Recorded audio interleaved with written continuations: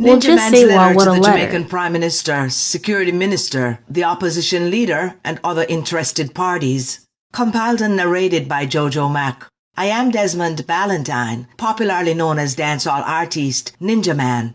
I am addressing this letter to you in hopes that you will take into consideration the proposals I am presenting as a citizen of this great island, Jamaica. As you are no doubt aware, I am currently incarcerated in the Jamaican prison system. Being incarcerated has given me first-hand insights into same system. Thus, I would like to take the opportunity to present a proposal to you on behalf of thousands of inmates who are a part of this system and by large, the Jamaican people. I believe being incarcerated should not be a hindrance to me or anyone else in the system contributing to Jamaica in a positive way. Therefore, I would greatly appreciate you giving thought to the following, and that it does not get buried in the recesses of your minds. Firstly, so many of our citizens are in jail for various crimes, but they're not all criminals. While we understand that a prison system must be in place, I do believe that the system, in the interest of all Jamaicans, should find a way to rehabilitate those who are at some point scheduled to return to the general populace. It is imperative that the powers that be see them for who they were before they became the people who got involved in crimes or the situations that placed them in this system. The men and women who are incarcerated should be given some hope that when they return to society, they will have options, or more than likely, a great number of them will return to the very thing that got them locked up in the first place, maybe worse. When a man or woman loses all sense of hope for self-reliance, their mental state is no longer normal. The need for survival is what will prompt them. Therefore, the general populace will no doubt be at risk. If a system is put into place to counteract these potential outcomes, everyone involved will be able to breathe a lot easier. When melancholy sets in, no one knows where the axe will fall. The only thing we can be sure of is that it will. So considering the options that I am proposing to you will ultimately be in the best interest of all the citizens of Jamaica. One element that is missing from the system in Jamaica is an institution